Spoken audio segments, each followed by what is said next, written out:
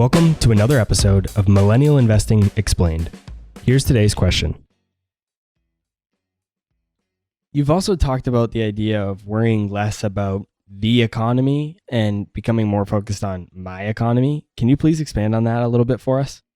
In my book, The Laws of Wealth, I set forth what I call these 10 commandments of investor behavior. And the first one is that you control what matters most. And so what I find when I'm out speaking and lecturing is that most people have questions about externalities. They want to know things like, what's President Trump going to do with trade? Or, what's North Korea going to do with their missile program? Or, what's going to happen with Brexit? So they're sort of worried about geopolitical stuff that's outside of themselves.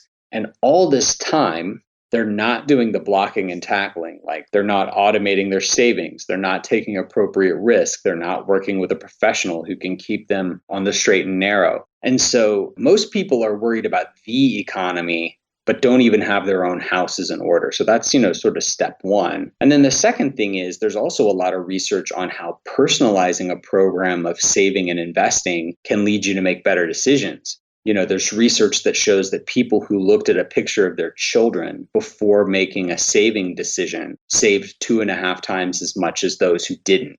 There's research that people who name their accounts, like, this is my go to Hawaii fund, people who name it with their values and the things that are important to them, they're 3 times as likely to stay the course. They're 2 times less likely to go all to cash. Just personalizing the process, making it personally meaningful in that my economy sense is a way to get you focused on the right things. And it's sort of a weird psychological trick to get you doing what you ought to be doing.